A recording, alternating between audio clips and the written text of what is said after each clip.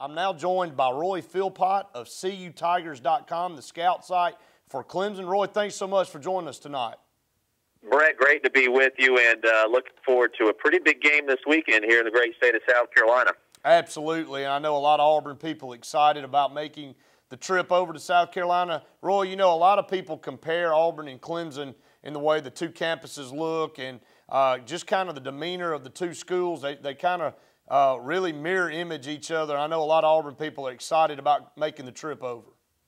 Well, you know, they really do. And, you know, we said the same thing last year with the Clemson people coming down to Auburn. And that was my first time on Auburn's campus and taking in Jordan-Hare Stadium for a football game. And every Clemson fan that I spoke with afterwards had a great time down there, minus the outcome of the game, of course, but the hospitality and, you know, the similarities between the two schools, definitely. I mean, everybody was talking about that. And, you know, I think Clemson fans are looking forward to, you know, kind of doing the same thing to the Auburn fans. They're going to make the trip up Interstate 85 this weekend, and it should be a pretty good game. I think, you know, these two teams are fairly evenly matched, and, you know, the campuses may be mirror images of each other, but these two teams may be as well based off what I've seen the first 2 weeks of the season.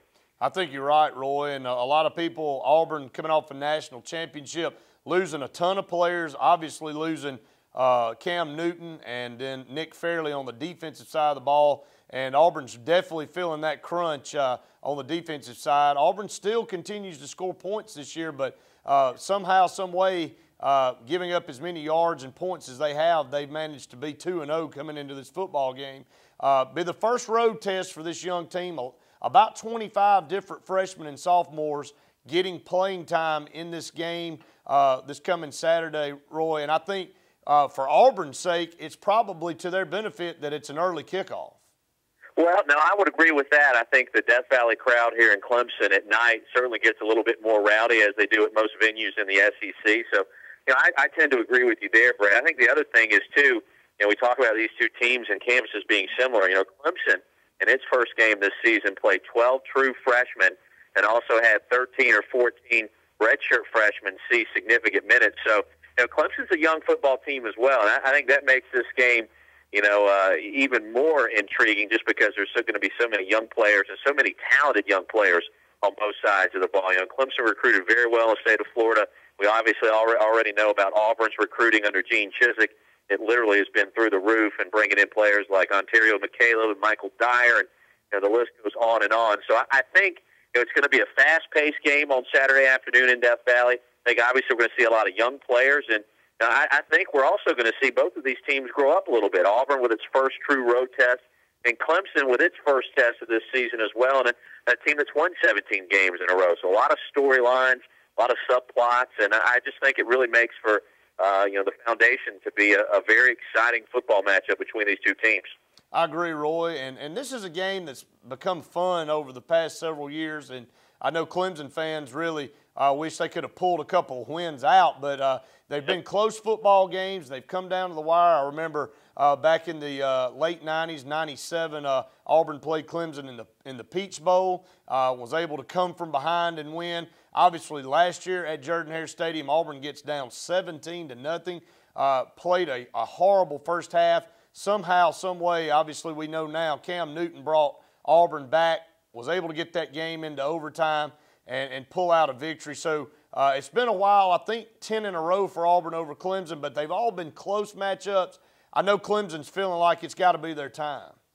Well, you know, it's funny because, you know, you got to be careful when you say a team is due, but I have to agree with you on that one. There was another game back in 2007 in the Chick-fil-A Bowl that went into overtime between Clemson and Auburn, and it was Cody Burns that scored after Clemson a goal, and it ended it right there. So that was a walk-off run. You know, all these games between Clemson and Auburn in the last 15 years, they've been close. And, you know, for the first time, Clemson does get Auburn at home. And I do think that's a pretty big factor on Saturday to be able to play Auburn at home. But, yeah, they've been close. I mean, I have to admit, it does seem like Clemson is due. But I think Auburn has showed us in this 17-game winning streak, they're very difficult to beat. And it doesn't matter what happens or how fast of a start you get off to. Just ask Alabama a year ago. They've got an answer, and they've got that explosive offense, even with Barrett Trotter at quarterback replacing Cam Newton. It doesn't matter. They haven't missed a beat. So, you know, a lot of points, you know, an action-packed game, and, you know, we'll see what happens on Saturday. But I do think there's a lot of storylines and subplots surrounding this whole thing. I do too, and we've got Roy Philpott from CUTigers.com on the phone with us. Roy, I know Coach Sweeney and then Coach Chiswick both had scares from teams that they didn't really expect to get scares from in weeks 1 and 2. Auburn has to come and kick an onside kick with basically a minute and a half to go in the game and gets the football and goes down and drives to beat Utah State, a game that they really weren't feeling that was going to be that close, and had to come pull a rabbit out of the hat to keep that streak going. And then this past weekend, Clemson, it's neck and neck with Wofford. Pretty much the whole game, Clemson ends up winning 35-27. Yeah, it surprised a lot of people around here, but it probably shouldn't have. Wofford's one of those teams that run the triple option. They run kind of a different style of offense. It's hard to defend. They won 10 games last year at the FCS level, and they also made the third round of the playoffs. So I can't say that I'm absolutely shocked by that, but yeah, when you look at the score, I think all the pundits kind of get to talking a little bit and start wondering, okay, well, how good or how bad is Clemson this year? I think that's a natural question to ask at this point, but it's just 2 games into the season. We saw from Auburn last year, Brett, we had the Clemson game, they were down 17-0 in the first half. They come rallying back. I don't think anybody at that point thought that Auburn was going to go on to win the national championship, but they won a close game, and that was kind of the spark that led them to that incredible run. So we're still early in this season. We don't know, I think, what Clemson's fully capable of. We don't know what Auburn's fully capable of. We do know both teams are 2-0, and they played a pretty close game last year. And I think when you add all that up and you stir the pot a little bit, and the game being played here in Death Valley, it wouldn't shock me to see the exact same thing this year, a close, high-scoring game that comes down to the final couple of possessions. Roy, it seems like this whole interview we've talked about the similarities between Auburn and Clemson, from the campuses down to the way they play the game and the fan bases and everything, and the scares that Auburn and Clemson had in week 1 and week 2. Both teams new quarterbacks at the helm, and Barrett Trotter really has played well, with the exception of one poor read last weekend against Mississippi State. Has really stepped in with basically a new offensive line and has played tremendous. And talk about your quarterback over there at Clemson and Boyd. Taj Boyd, he's a redshirt sophomore. He was originally a 5-star quarterback coming out of the Hampton, Virginia area. And, they've changed offenses this year. It's more like an Auburn offense that is being run under Gus Malzahn with Chad Morris here. And Chad Morris studied under Gus Malzahn during his time in high school back in Texas when Gus was over in Arkansas. So there'll be some similarities on that front. But Taj has gotten off to a pretty good start. First 2 games, 6 touchdowns, just 1 interception.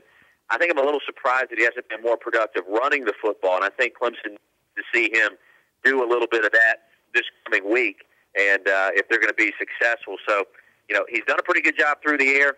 Needs to do, I think, a little bit of their job in Clemson's zone read scheme. Needs to be more effective running the football. And if he is, I like Clemson's chances. If he's not, then I think that's a big advantage. Taj Boyd definitely needs to become more of a dual-threat quarterback, and if Clemson's going to be able to live up to expectations this year. Well, Roy, I'll tell you what, it looks like it's going to be an exciting football game. It's another early kickoff. Of course, this will be game number 3 for Auburn, kicking off either at 11 or 11:20 for TV. So Auburn really used to these 11 o'clock games already this season. But, again, I believe that if you look at one advantage for Auburn, it's playing over in Clemson early instead of being in the late night and having that rowdy Death Valley crowd behind those Clemson Tigers. But, Roy, it looks like it's going to be another fun game, and I'm with you. It looks like it may come right down to the very end, and it may be another high-scoring game. Yeah, odds makers suggest it's a 4-point Clemson advantage right now. That sounds about right. If this game was played on a neutral field, you really wouldn't give either team the advantage. If it was in Auburn, I think the SEC Tigers would probably have a slight advantage. Yeah, high-scoring, a lot of fireworks. I think it'll be a lot of fun. I'll tell you this, the fans in Clemson are hungry for a game like this, that powerful non-conference team that you traditionally don't see. Texas A&M came here a few years ago. That game came down to the final last couple of seconds, a field goal won at the very end for Clemson. Wouldn't shock me at all to see that. And, the stadium, Death Valley, has a capacity of about 81,000, 82,000. It'll be an overflow crowd here Saturday. And Clemson fans are hungry for this matchup after 2 kind of warm-up games, so to speak, with Wofford and Troy. And I think it's going to be an electric atmosphere. It's going to be a whole lot of fun Saturday afternoon. I couldn't agree more, Roy. I tell you what, we really appreciate you joining us, and I look forward to maybe continuing this, which has become kind of almost a rivalry, a friendly rivalry between two teams that are very similar, two programs and two schools that are very similar. Hopefully, Auburn and Clemson will continue this matchup. Well, I tell you what, next year they're going to open, I believe, in the Georgia Dome to start out the season, and that's going to be another good one. So, yeah, I like this kind of thing. I think it makes sense because the schools are so similar.